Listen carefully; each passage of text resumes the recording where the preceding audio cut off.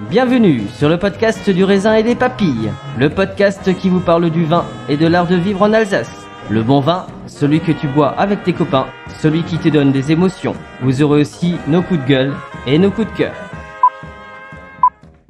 Ouh là là. On va faire le trou normand, le calvadis ou les graisses, l'estomac se creuse et il n'y a plus qu'à continuer. Ah bon? Voilà, monsieur. Oui. Mais comment on boit ça? Du sec. Très bien.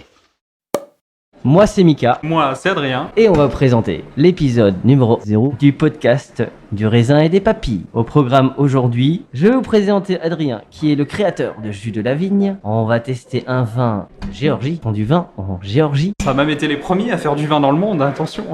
Du coup, on va remonter à la préhistoire du vin dans le monde. C'est magnifique, non? Et enfin, on vous présentera un concept de restaurant danois à Strasbourg qui s'appelle Norbro. Est-ce que tu connais Norbro? Eh ben écoute, je ne connais pas du tout. C'est la première fois que je rentre à l'intérieur et ça a l'air d'être très intéressant. Sacrilège. Je vous présenterai Johnson qui est le créateur de ce concept et vous verrez qu'il a une sacrée bonne idée. Pour commencer ce podcast, je vais vous présenter mon acolyte, puisque mon acolyte a une petite connaissance dans le vin et en plus c'est un entrepreneur dans le vin. Il propose des box que vous pouvez acheter tous les mois et vous aurez du vin. Alors il vous expliquera mieux. Du coup, je vous présente Adrien. Alors Adrien, tout simplement d'abord, qui es-tu? Bien, donc moi je m'appelle Adrien, donc j'ai 30 ans et effectivement j'ai lancé ma société qui s'appelle Jus de la Vigne il y a un an et demi maintenant. C'était en juillet de l'année dernière. Jus de la Vigne, qu'est-ce que c'est? Donc je pars à la rencontre de 2 vignerons tous les mois. Je vais les rencontrer dans leur domaine, je vais filmer leurs vignes, filmer leurs caves et eux ils vont m'expliquer un petit peu la démarche qu'ils ont, puisque je ne sélectionne que des vignerons qui travaillent en bio ou en biodynamie et qui font des vins nature par la suite. Donc ces vidéos sont à retrouver sur la chaîne YouTube et par la suite je propose à ceux qui sont abonnés de recevoir les bouteilles de ces vignerons directement chez eux dans des box mensuelles comme tu l'as dit. Comment tu as eu cette idée du jus de la vigne? Comment ça t'est... Je suppose que tu as peut-être commencé par acheter des box ailleurs, puisque c'est un peu la grande mode. Aujourd'hui, tu achètes des box de thé, de café, il y en a plein. D'ailleurs, à Strasbourg, il y a une box de café qui est proposée. Peut-être que je vous les présenterai un jour.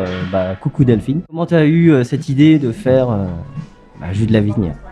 Alors j'étais effectivement abonné à la première box vin en France qui était 3 x 20 à l'époque. Donc j'étais abonné il y a quelques années. J'avais trouvé que le concept était vraiment super intéressant de pouvoir goûter des vins qu'on n'aurait pas forcément acheté de soi-même chez un caviste. En fait, moi j'ai fait une dizaine d'années dans la restauration avant ça. Et ça a toujours été un rêve d'ouvrir un bar à vin, un bar à charcuterie et d'avoir quelque chose d'hyper convivial comme ça. Donc quand j'ai eu l'occasion, j'ai commencé à faire beaucoup de salons, à aller rencontrer pas mal de vignerons. J'ai allumé ma caméra parce que je trouvais qu'il y avait énormément de blogs sur le vin mais qu'il n'y avait pas suffisamment de chaînes YouTube et de vidéos par rapport à ça. Donc pour toucher des gens qui ne sont pas forcément hyper intéressés pour lire de longs articles, je pense que le format vidéo était assez intéressant. Et après, je me suis demandé comment faire pour essayer de gagner ma vie et de continuer à faire ça finalement encore pendant des années et des années. Donc l'idée de la box me permettait de continuer à faire des vidéos et de nouvelles rencontres tous les mois. Et c'est comme ça que m'est venue l'idée de la box Jus de la Vigne.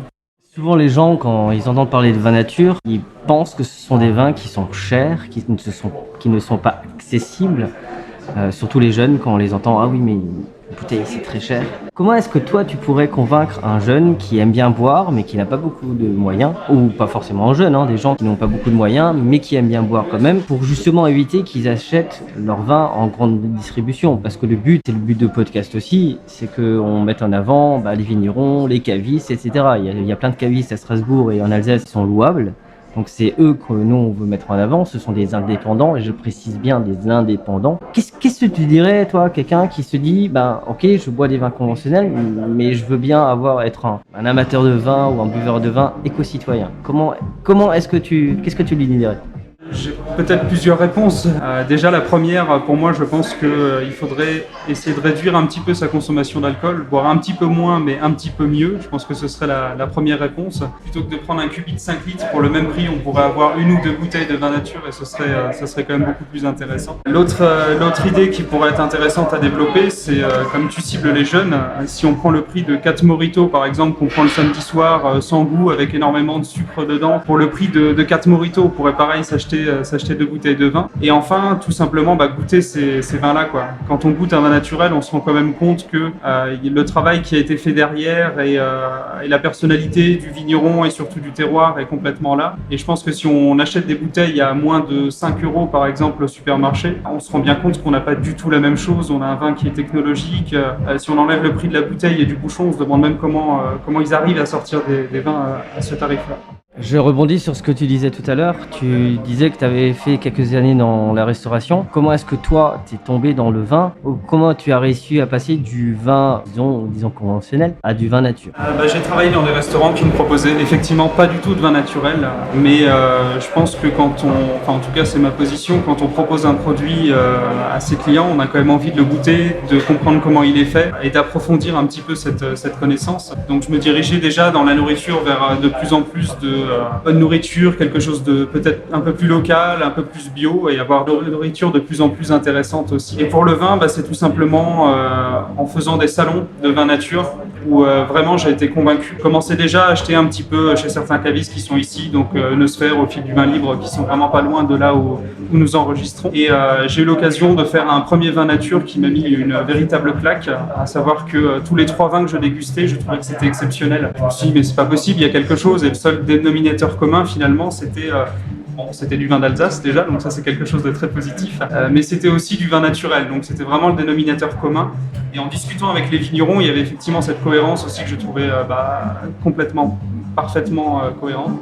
On nous montre toujours des cartes postales du vignoble un peu partout, alsacien, et puis finalement quand on se rend compte qu'on le modifie énormément en cave, je trouve qu'il n'y a pas trop de cohérence, quoi. Là, le vin nature, c'est de prendre la meilleure qualité de raisin possible, l'accompagner sans le modifier, et puis finalement on a le terroir dans la bouteille. Et finalement, moi je trouve qu'on se prend énormément de très belles claques et de très jolies dégustations sur le monde du vin nature que je ne retrouve pas malheureusement, ou très très peu dans le vin conventionnel. En même temps, boire du raisin, c'est le but de boire du vin, me semble-t-il. Du coup, tu sais qu'avec le podcast, le but c'est aussi de goûter forcément des choses qui ne sont pas forcément nature. Qu'est-ce que tu dirais, toi, quelqu'un qui est encore un peu réticent? Finalement, c'est comme un peu les gens qui ont du mal à passer du Nutella à autre chose, de plus sain, mais parce que ça n'a pas le même goût. Qu'est-ce que tu dirais à quelqu'un, en fait, pour le convaincre de passer du vin conventionnel à du vin nature? Qu'est-ce que tu as envie de lui dire? Mais j'aurais envie de lui ouvrir une bouteille et de lui faire déguster à l'aveugle, parce qu'effectivement souvent on a un a priori sur le vin nature qui serait peut-être déviant. Même sur les vins bio encore, on entend des gens dire non, le vin bio c'est pas bon, comme si le fait de mettre des produits de synthèse dans les vignes ça allait améliorer le goût du vin. C'est quand même assez particulier. Tout simplement, je lui ouvrirai une bouteille à l'aveugle et je lui ferai goûter. J'ai eu l'expérience avec Jus de la Vigne de beaucoup de personnes qui ont fait goûter à leur entourage par exemple des vins rosés, du Beaujolais, des vins pétillants à des personnes qui n'aimaient pas ce type de vin et qui ont été totalement convaincues de se dire mince, mais le crément ou le vin effervescent, c'est pas ce que je connais, quoi.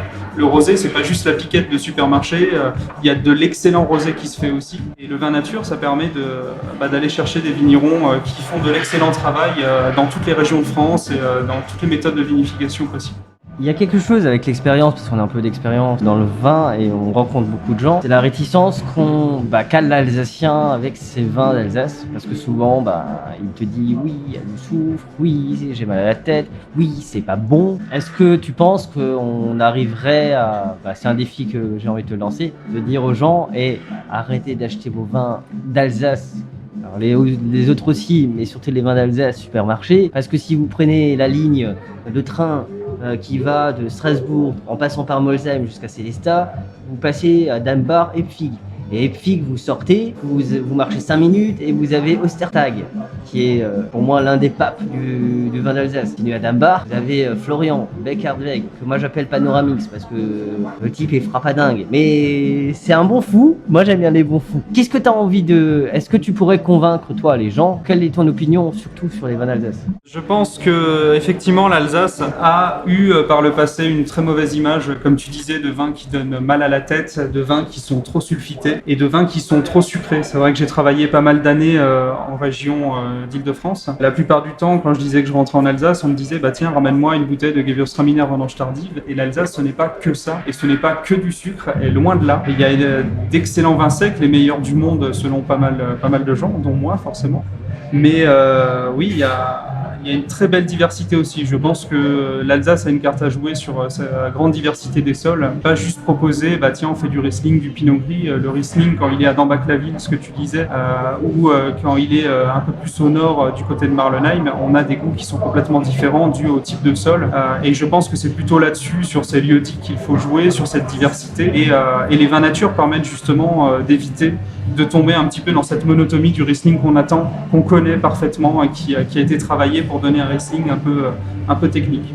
Où aimes-tu boire un verre à Strasbourg ou en Alsace ou est-ce que tu aimes bien manger? Est-ce que voilà, il y a un petit couple qui veut faire un petit repas en amoureux? Qu'est-ce que tu leur conseillerais comme restaurant sur Strasbourg et pourquoi tu aimes bien manger dans ces endroits-là? Tu disais que tu achetais tes vins à une osphère et au fil du vin libre. Salut Jean, salut Benoît. Mais est-ce que tu vas chez d'autres cavistes en Alsace? Moi par exemple, alors j'en ai mon idée, il y en a un que j'aime beaucoup et particulièrement, mais qui se trouve à Kehl, à l'entrée de Kehl. Vous avez un fou, ouais encore un fou, mais il y a beaucoup de fous dans le vin nature, qui est Vinoteca.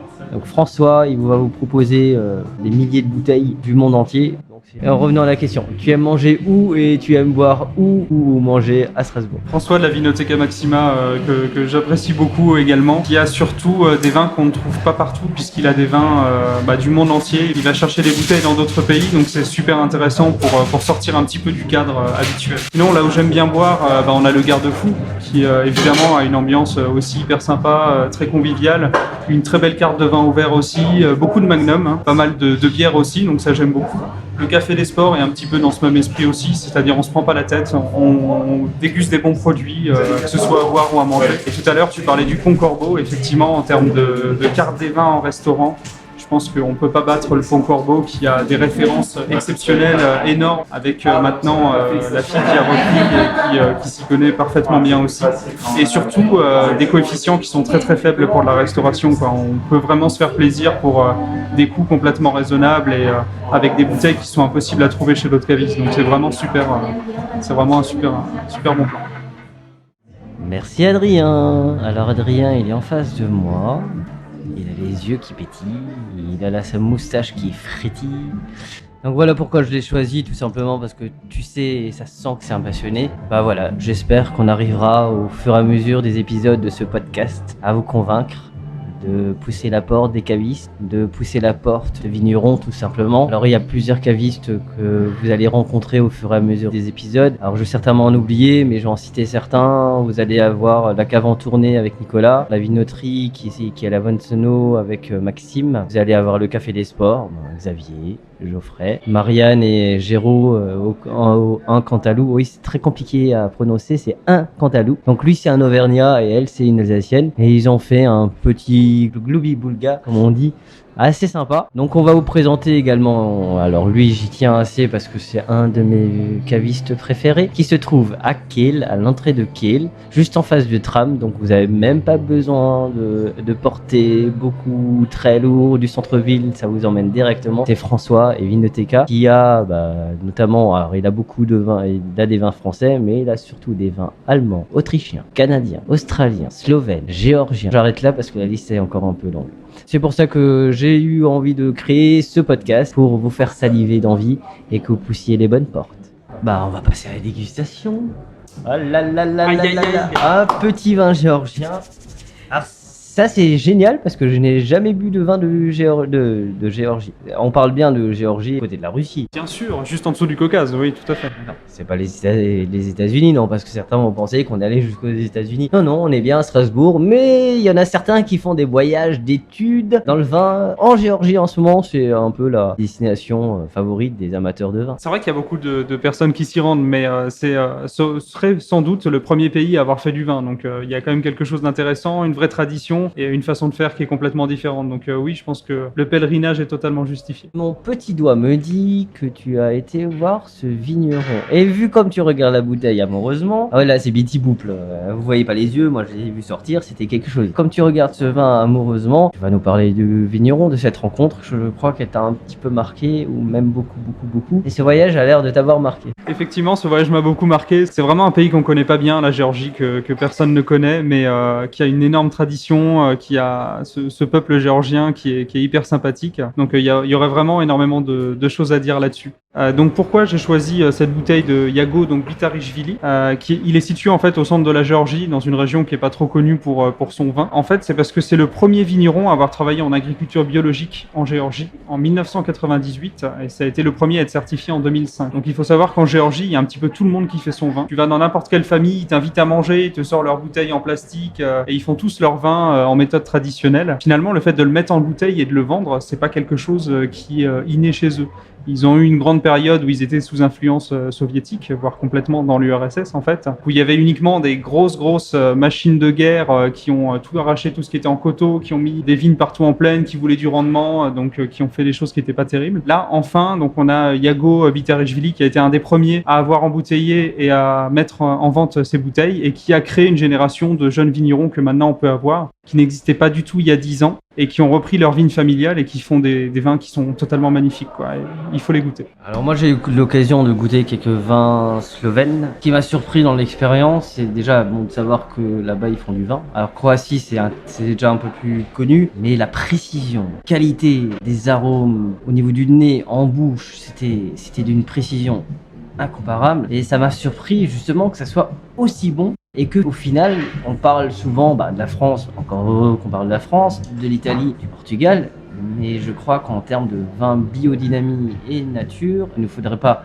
s'inquiéter de l'arrivée des vins de l'Est qui sont quand même visiblement de grande qualité. Je pense que toi, comme moi, on est un petit peu chauvin, on adore les vins d'Alsace et on adore les vins français aussi.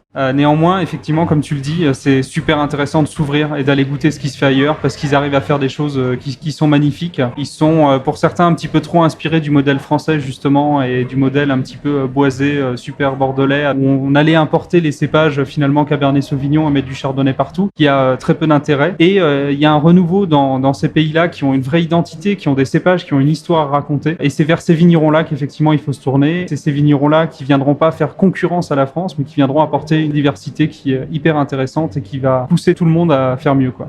On parle et si on se mettait à déguster. Alors, pour la petite histoire, ça fait 3/4 d'heure que la bouteille est à côté de nous, en train d'aérer, de s'oxygéner. Oui, parce que là, je fais un petit coucou à Binous USA. Alors, Binous USA, vous aurez aussi un lien. C'est un podcast sur la bière. Eux, ils l'ouvrent en direct, donc vous entendez le chut pour ouvrir la bière. Nous, on peut pas ça. Voilà, c'est un peu ça. Donc ça, c'est un britage fait maison. C'est magnifique. Du coup, voilà, on va goûter, on va servir. Alors, je précise, c'est Yago, c'est l'année 2017. Exactement, et du cépage Chinuri, donc qui est le cépage emblématique de sa région et qu'on trouve uniquement dans cette région-là, quoi. La Géorgie a plus de 500 cépages autochtones, donc il y a énormément de diversité. Le Chinuri est le cépage emblématique de cette région.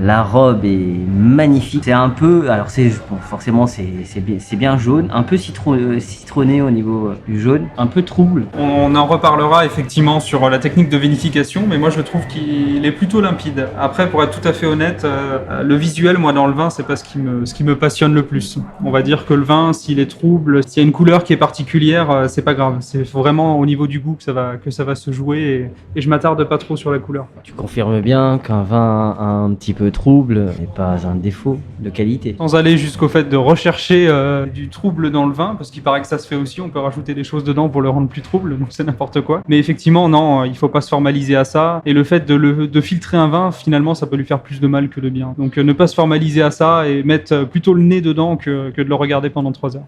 Nous levons notre verre à cette nouvelle aventure. On boit à votre santé. Nous, en tout cas, on boit peu, mais on boit du bon. On fait toujours tourner le petit verre, histoire d'oxygéner bien le vin, de façon que les arômes imprègnent les parois de votre verre. Et puis, forcément, l'étape numéro 2, c'est le nez. C'est un premier signe qui vous dit si le vin vous plaît ou pas. Entre le nez et la bouche, forcément, il y a parfois et souvent des différences. Les arômes que vous sentez par le nez, vous ne les aurez pas forcément en bouche et vice versa. C'est ça qui est magnifique. Alors tous les gens qui ont un petit peu peur, alors ça je le dis parce qu'on a tous commencé comme ça, oui mais j'y connais rien en arôme, machin, c'est pas grave, un nez ça se travaille. La différence entre un enfant et un adulte, est-ce que tu sais ce que c'est Bah, un enfant n'a pas le droit de boire du vin déjà, c'est bien dommage pour lui. Hormis celui-là. Non, vas-y, dis-moi. Une fois qu'on est adulte, on arrête de développer nos sens. Puisque quand on est petit, on vous fait tout goûter, on n'a pas envie, mais tu goûtes quand même. Ah oui, et ça crée la palette d'odeurs, des sens. Sauf qu'une fois qu'on est adulte, on arrête totalement de développer nos sens. Du coup, ce qui a fait qu'aujourd'hui, quand certains boivent du café, ils ne sentent pas les arômes. Non seulement le café est en capsule ou en dosette, donc de toute façon le café est écrasé et du coup, forcément, il n'a pas d'arôme. Mais c'est pareil pour le thé. Aujourd'hui, vous demandez à des gens de sortir les arômes du thé. Vous avez dans les yeux, c'est un stress. Ils vous sortent le drapeau blanc. Il y a les yeux qui pétillent. Du coup, quand on commence à apprécier le vin, et si jamais vous avez parfois tendance à vouloir goûter du vin et vous n'osez pas dire ce qu'il y a, c'est pas grave. C'est ce que vous sentez qui est important et ce sont vos émotions qui doivent être importantes. Donc, le nez va ouvrir la première porte de l'émotion. La bouche, après, forcément, fera le reste. Je comprends mieux pourquoi, lors de certaines dégustations, du coup, ça nous rappelle beaucoup plus des souvenirs d'enfance que des souvenirs d'il y a quelques années. Je comprends beaucoup mieux ça. On va passer à la dégustation parce qu'on parle beaucoup, mais on boit aussi.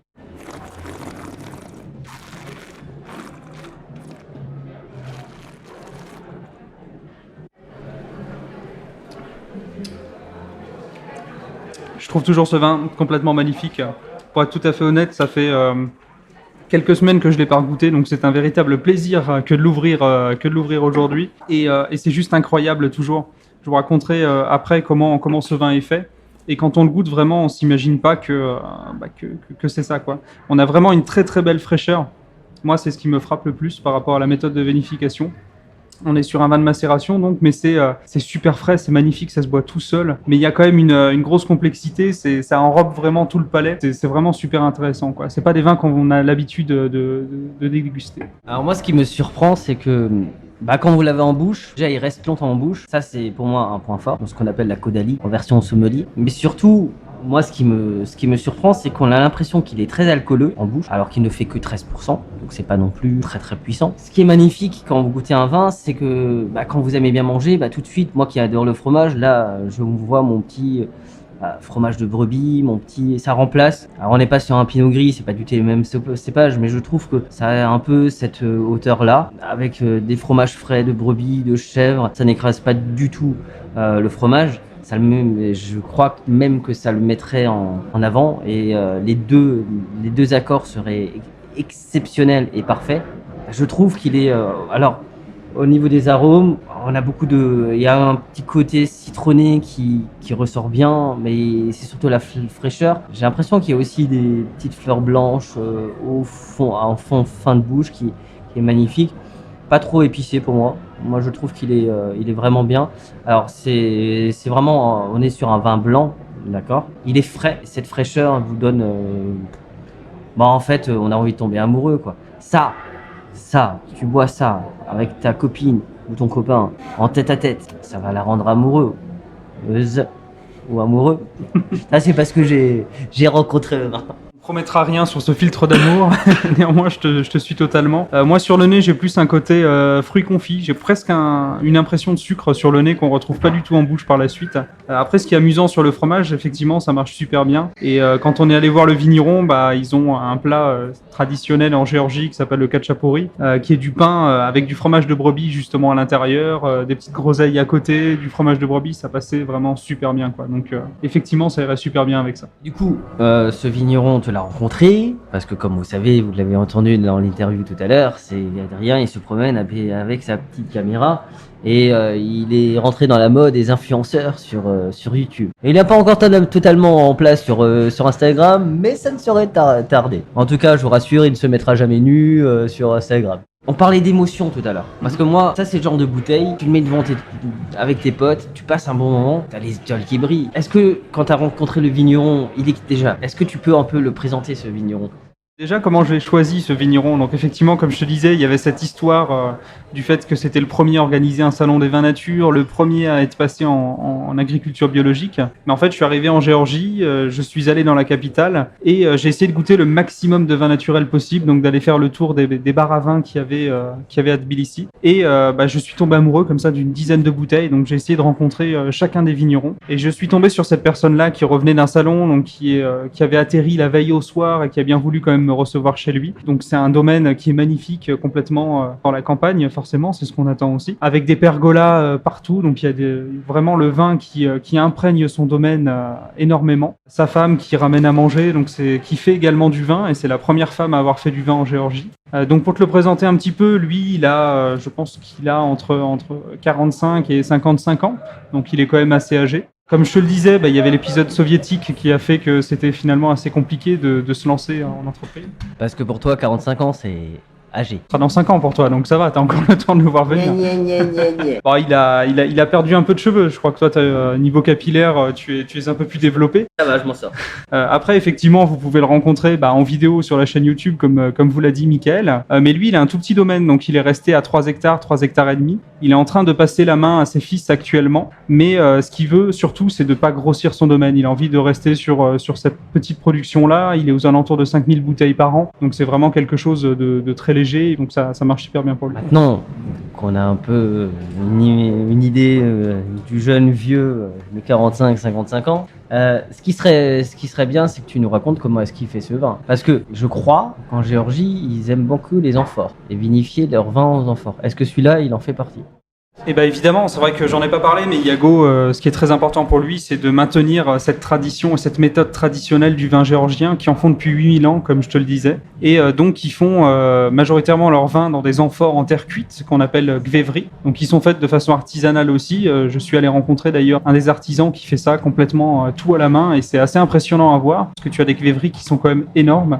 Donc pour te parler un petit peu plus de ce vin qui est fait en méthode traditionnelle, donc ils récoltent tous les raisins, ils le laissent en entier et ils te le mettent dans ces grandes amphores là. Donc c'est des amphores énormes à titre d'information, pour les nettoyer, ils sont obligés de rentrer à l'intérieur et de frotter pendant plusieurs jours pour essayer de nettoyer ces amphores là. Donc c'est ce qui est vraiment de plus compliqué. En quelques mots, donc pour la vinification, donc ils mettent les raisins en grappe entière dans cette grande amphore. La fermentation alcoolique commence à se faire. Du coup, il y a un dégagement de dioxyde de carbone qui fait remonter toutes les peaux en surface. Et pour que la fermentation se passe bien, Iago est obligé de pousser ses peaux à l'intérieur avec une énorme tige. Donc c'est la photo que vous voyez sur la bouteille. C'est cette petite image-là, c'est cette tige. Donc il est obligé de remuer tout ça plusieurs fois par jour. Et la fermentation va durer plusieurs mois. Ensuite, les peaux vont tomber au sol. Donc ils vont prendre le jus qui est au-dessus et laisser tout ce qui est à enlever au sol. C'est pour ça qu'on a un vin un petit peu qui est presque limpide. Toi, tu disais qu'il était trouble, mais au final, on a un voile qui est quand même très léger. On a quelque chose de super limpide.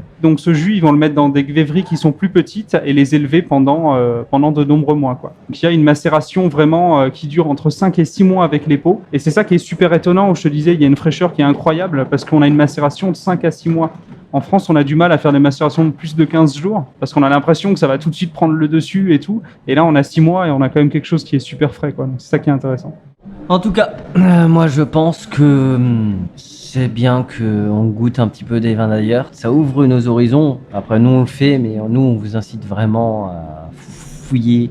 Allez chez les petits cavistes, un peu comme autrefois quand vous allez chez l'épicier ou chez le bibliothécaire à l'époque où vous cherchiez des vieux livres. Mais c'est un peu ça, c'est vraiment chercher, faites-vous plaisir, achetez peut-être moins de vin, mais plus de vin de qualité, vous en dépenserez moins, et puis en plus, pour votre santé, c'est pas négligeable non plus. Parce que nous, on a un leitmotiv, c'est boire toujours moins mais mieux. Le but est là. En plus, comme dirait Pierre Rabhi, vous faites aussi votre part parce que non seulement vous soutenez un vigneron indépendant, mais en plus, vous faites aussi un geste écologique puisque ce sont des vins nature.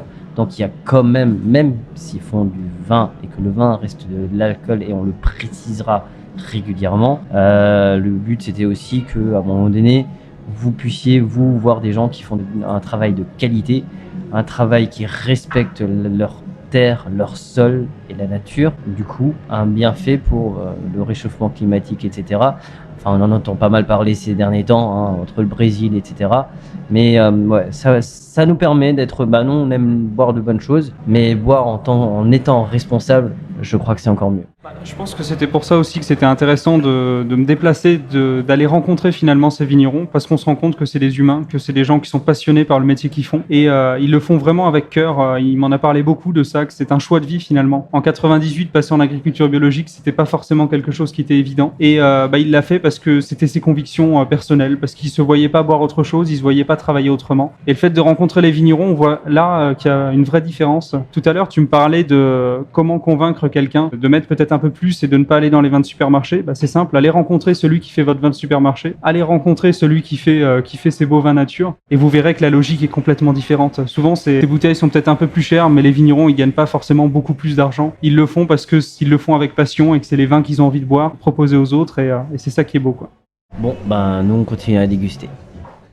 Du coup, on enregistre cet épisode qu'on appelle l'épisode 0. Oui, on a fait comme les Américains quand ils veulent valider une série. On a mis épisode 0 parce que en général aux États-Unis, pour valider une série et la chaîne, ils font un pilote. Donc c'est un peu notre pilote. Donc peut-être qu'à la fin de l'écoute, vous aurez envie de nous envoyer des tomates, etc. J'espère que vous serez indulgents. Mais en tout cas, moi je suis assez fier de l'épisode parce que j'ai envie de vous présenter. Alors ceux qui me suivent sur les réseaux sociaux savent que je passe ma deuxième maison se trouve dans la rue d'Austerlitz, un restaurant, c'est un concept danois. C'est Johnson qui a créé Norbro. Alors, il va me corriger si je prononce mal. Johnson, que j'ai rencontré il y a maintenant 4 ans. J'ai suivi son projet. Je l'ai saoulé à maintes et maintes reprises. Quand est-ce que tu ouvres? Parce qu'à un moment donné, j'ai un peu baissé les bras. J'ai dit, bon, ça viendra peut-être pas. Et puis si, il l'a fait. Il a eu ce courage d'être indépendant, d'avoir son concept à lui. Qui n'est pas une franchise, j'aime bien le préciser parce que c'est important. Et du coup, j'avais envie de vous le présenter. Bonjour Johnson. Bonjour à tous. La première question que j'ai envie de te poser, alors comment t'es venue cette idée de Norbro? Alors c'est venu la première fois quand j'ai vécu, j'ai passé un week-end plutôt à Copenhague. Donc ça c'était en 2010. J'avais en fait passé quelques jours là-bas et en fait je suis tombé raide dingue en fait de la ville, du mode de vie, parce que je voyais vraiment des gens souriants en face de moi. Je dirais que les gens en fait qui vivent sur place là-bas dégageaient une énergie extrêmement positive et je l'avais capté. Ça m'avait tellement intrigué que je me suis dit ça m'avait vraiment donné envie de vivre là-bas au jour le jour comme n'importe quelle personne qui vit là-bas et de vivre en fait mon expérience tout simplement. Donc en fait je suis retourné là-bas, c'était en août 2013, donc après mes études. J'ai trouvé un travail assez rapidement et j'ai commencé en fait à vivre au jour le jour comme n'importe quel Danois ou n'importe quel effectivement ressortissant à l'étranger vivant là-bas. Et j'ai vécu dans le quartier de Norbro. Alors Norbro c'est quoi? C'est un peu comme la Krutno ici à Strasbourg. C'est le quartier un peu en vogue, un peu à la mode, où il y a plein de petits cafés, il y a plein de petits concepts qui poussent, qui pullulent dans le quartier. C'est une ville dans la ville parce qu'il n'est même pas nécessaire d'aller dans d'autres quartiers de Copenhague. Alors c'est très cosmo effectivement, donc on peut trouver vraiment une multitude de concepts culinaires ou de café ou faire de la musique ou entendre de la musique. Donc j'ai vraiment passé 2 belles années là-bas. Et vraiment, ça m'a... Alors, je parle encore aujourd'hui avec un peu de nostalgie, mais aujourd'hui, effectivement, je suis très content d'avoir vécu cette expérience là-bas. Et c'est cette expérience-là qui m'a vraiment donné envie de prendre une partie de Copenhague ou de la gastronomie danoise et en fait de la conceptualiser en restauration rapide à Strasbourg. Comment est-ce que tu décrirais ton restaurant déjà, première des choses, parce que c'est un concept assez original puisque c'est toi qui l'as créé, que c'est pas une chaîne, que c'est pas comme les sushis, les burgers et les kebabs qui ont pignon sur rue. Décris-nous ton restaurant, c'est quoi en fait ton restaurant? On y mange quoi d'ailleurs? Alors c'est bien que tu le dises parce que ce n'est pas un restaurant. Voilà, déjà pour commencer. On est vraiment dans un concept où tu peux faire à peu près tout ce que tu veux ici. Prendre un café ou un chocolat chaud ou un thé ou avec une pâtisserie scandinave, mais aussi prendre effectivement un véritable déjeuner à la danoise ou à la suédoise ou à la norvégienne. Donc on est vraiment dans quelque chose qui est extrêmement différent de ce que peut trouver effectivement à Strasbourg parce qu'il n'y a pas de comparatif possible. Je suis quasi seul au monde en tout cas à Strasbourg. Et l'endroit en fait auquel vous vous trouvez actuellement, j'ai essayé de retranscrire ou de pas de copier-coller parce que c'est très difficile de faire un copier-coller par rapport à ce qui se passe à Copenhague, mais de retrouver certains codes dans ma boutique. Donc j'appellerais pas ça un resto, un café, un snack, mais j'appellerais vraiment ça un concept food. Si vous avez vraiment envie de manger n'importe quelle heure de la journée, c'est tout à fait possible ici. Vous allez prendre effectivement envie d'une sucrerie, c'est tout à fait possible ici. La seule différence, effectivement, c'est que vous allez retrouver des spécialités ou des produits phares scandinaves dans ma boutique. Alors, tu as dit quelque chose qui m'a interpellé. Tu as parlé de café, mais pas n'importe quel. Moi, je crois savoir que dans le travail que tu as fait pour lancer à ton concept, tu as aussi, toi, fait ta part dans le local, dans l'environnement, t'as vraiment essayé de faire travailler des gens dans la région. Est-ce que tu peux nous parler déjà, surtout, on mange quoi? Parce que c'est quoi un Smart Bro que nous on sait, on a le visuel, et surtout avec qui tu travailles, parce que je crois que ça c'est important que tu le soulignes, parce que tu as vraiment fait un effort que beaucoup pourraient faire à Strasbourg qui ne font pas, et contrairement à eux, il n'y a pas de surgelé, je crois bien. Je dis juste, j'ai voulu en fait prôner quelque chose qui m'a été, qui était très important aussi à Copenhague, c'est jouer la proximité. Donc je travaille avec des artisans, des fournisseurs locaux. Pour donner l'exemple du café, je travaille avec une torréfactrice qui torréfie son café vraiment au sud de Strasbourg et qui chaque mois on change effectivement d'origine de café. Donc on travaille vraiment avec un café d'origine et pas effectivement un café d'industriel. Qui peut être fade en termes de goût. Moi, j'ai pris le pari effectivement de travailler avec des artisans qui ont l'amour de leur métier, parce que c'est aujourd'hui très dur effectivement d'être indépendant. Tu en parlais justement en première partie de ton podcast avec effectivement un passionné du vin qui effectivement privilégie d'avoir effectivement des produits de qualité, et j'ai voulu privilégier des artisans qui veulent proposer aux clients finaux des produits de qualité. Donc c'est le cas avec mes tartines qu'on appelle des smørrebrød en danois. Ces tartines, il s'agit en fait d'un pain de seigle qui est réalisé par un boulanger, encore une fois, qui est basé à Strasbourg. On est sur effectivement différents condiments. On peut aller sur du simple végétarien, mais aussi avec de la viande rouge, mais aussi avec du poisson.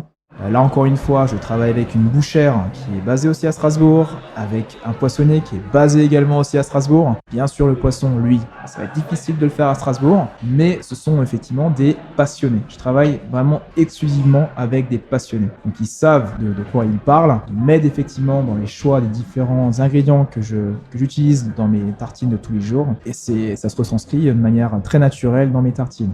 Donc les clients qui passent effectivement en boutique le sentent tout de suite dès les premières bouchées. Alors effectivement, c'est un produit qui est différent, donc ils ont bien sûr besoin de se rassurer avec des produits qu'ils ont l'habitude de consommer. Donc c'est pour ça que je n'ai pas voulu, par exemple, démarrer avec une tartine qui est le produit phare au Danemark, qui est la tartine au hareng. Alors je sais qu'en Alsace on peut aimer le hareng, mais ça peut en freiner plus d'un. C'est aussi très difficile pour moi de dire voilà, c'est facile, je vais prendre des recettes qui marchent là-bas, je vais les copier, je vais les faire ici. Non.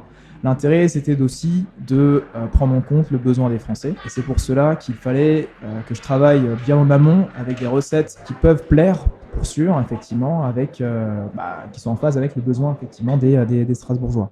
Tu le disais juste avant, tu as vu l'évolution du projet, donc j'ai fait pas mal de tests produits, mais il fallait effectivement que ce soit effectivement tip top pour mes clients, tout simplement. On parlait tout à l'heure d'art de vivre. C'est quoi pour toi l'art de vivre à Strasbourg? Alors il s'agit d'une question piège. Alors l'art de vivre à la strasbourgeoise, il est très simple. C'est le moment de partage en fin de semaine, principalement, ou en fin de journée. Alors autour d'un verre, autour effectivement de quelques encas traditionnels. On est quand même dans une région qui est fortement ancrée et qui est forcément attachée effectivement à ces traditions. Donc c'était effectivement aussi un challenge pour moi aussi de proposer quelque chose de bien différent qui casse les codes et qui appète effectivement visuellement, parce qu'effectivement on parle de tartines, mais ces tartines-là sont d'abord visuellement esthétique. Et il fallait effectivement donner envie aux Strasbourgeois de sortir de leur sentier battu et d'essayer de nouvelles choses.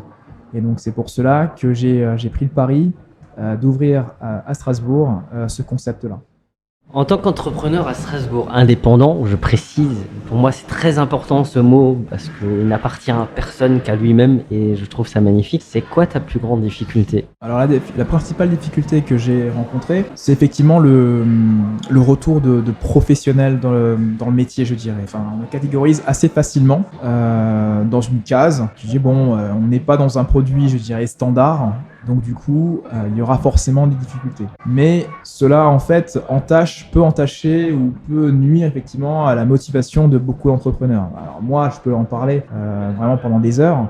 J'ai rencontré beaucoup de porteurs de projets qui ont des idées qui sont géniales, mais certaines, il y en a très peu qui vont voir le jour. parce qu'effectivement, trop de freins, alors soit administratifs, soit financiers, soit liés à la ville, parce qu'aussi on est confronté à une réalité qui est telle que des fois, certains porteurs de projets peuvent abandonner, pas parce qu'ils n'ont pas envie, parce qu'ils rencontrent beaucoup trop de difficultés, trop de contraintes qui peuvent nuire à leur projet.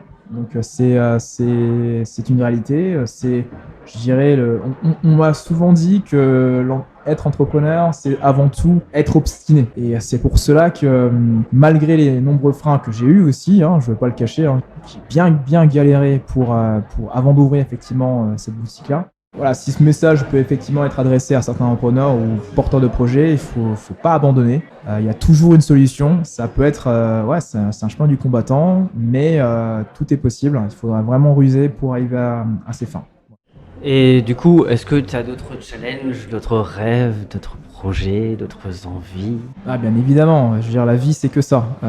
Si une personne me dit qu'il n'a pas de projet dans la vie, c'est un petit peu dommage pour lui. Je pense que chacun d'entre nous a des rêves, de voyager, envie d'ouvrir ses horizons, de découvrir de nouvelles choses. Pas forcément à travers des voyages, mais aussi à travers le travail, à travers effectivement la famille, à travers les amis. Faut effectivement ne pas être obtus, accepter le partage, apprendre énormément d'autrui. C'est ça aussi qui m'a permis effectivement aujourd'hui. Voilà, je suis pas danois, je le serai jamais, je veux pas l'être. Mais je suis vraiment un amoureux effectivement de ce pays. Mon intérêt, c'est pas d'être un spécialiste, d'être le numéro 1 danois, je dirais, à Strasbourg. C'est pas mon leitmotiv, clairement pas. Mon intérêt, c'est de partager effectivement mon amour entre guillemets par rapport à la Scandinavie, mais aussi de transmettre ça à des clients qui quand ils rentrent, effectivement, se disent « Ah, je voudrais bien aller à Copenhague ». Dans ce cas-là, j'en discute avec eux de manière ouverte. D'autres, au contraire, ont déjà effectivement eu la chance effectivement d'y aller. Et dans ce cas-là, on partage effectivement leur expérience. C'est ça. Pour moi, c'est avoir des projets, avoir des rêves et surtout les partager par la suite. Quelque chose me dit que tu vas finir ta vie à Copenhague. Absolument pas. Sinon, j'y serais encore actuellement. Je trouve qu'effectivement, c'était une importante étape de ma vie. Mais de là à me dire, je vais y retourner pour y vivre, je n'en sais rien. Ça se trouve oui, ça se trouve non. C'est pas, je me ferme pas les portes. Voilà, le monde est assez large pour effectivement trouver d'autres choses, découvrir d'autres choses. Ça se trouve, je serai en Amérique du Sud. Ça se trouve, je serai en Afrique. Ça se trouve, je serai en Asie. Ça se trouve, je serai ailleurs. Mais effectivement, j'ai démarré par le nordique, ça peut se finir par l'africain, l'américain.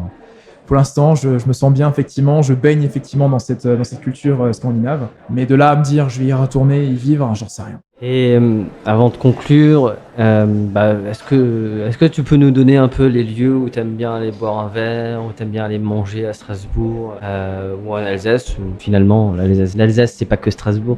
Mes endroits préférés, j'en ai pas vraiment. J'adore butiner, découvrir de nouvelles choses. Alors, je suis pas comme un Strasbourgeois, je dirais, qui a ses habitudes, qui ne veut pas effectivement y déroger. Au contraire, il y a quelque chose qui va me sauter aux yeux, ça va me donner envie d'y aller, de tester. Et voilà, je donnerai pas un top 3 de mes adresses parce que j'en ai pas.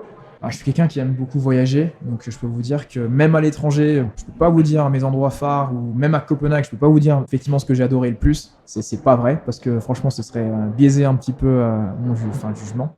Ce que je peux dire, c'est qu'il y a des endroits super à Strasbourg, et il y en aura d'autres qui vont ouvrir. Il faut vraiment se dire qu'on a une chance d'être à Strasbourg, parce qu'effectivement, on a quand même un certain dynamisme. Des nouveaux concepts qui ouvrent, parce qu'on n'est pas non plus effectivement sur de la tarte flambée et sur d'un bretzel. On est vraiment sur des concepts qui donnent vraiment la chance à chaque Strasbourgeois de pouvoir effectivement tester de nouvelles choses de manière continue, et je trouve ça super. Merci Johnson. Alors moi je vous conseille vivement, vraiment, pousser l'apport de Norbro. Alors où on dit qu'on consomme trop industriel, etc. Là vous avez vraiment un produit de qualité. Le pain est fait par un boulanger indépendant. Vous avez un poissonnier, vous avez un boucher. Tout est fait maison, ça c'est très important. En plus vous pouvez voir vos jus de fruits qui sont pressés à la minute. Le café, et forcément de Balzac. Salut Daniel. Donc vraiment c'était important pour moi de vous présenter Johnson, déjà parce que je l'ai toujours soutenu et que je le soutiendrai, que c'est un ami. Donc voilà, merci à toi de nous avoir accueillis pour ce premier. On sait pas où ça va nous mener, mais en tout cas on y est bien. Merci Adrien. Merci Mickaël, merci Johnson. Merci Mickaël, merci à tous. Nous, on n'a pas de Pat Le Guen, on a Alexis qui était derrière les platines pour faire ça. Alors c'était le premier, je ne sais pas ce que ça rendra, mais on l'a fait avec plaisir, de façon artisanale, c'est magnifique ce mot, de façon indépendante, ce mot aussi on y tient assez. En tout cas, rendez-vous le mois prochain pour l'épisode numéro 1.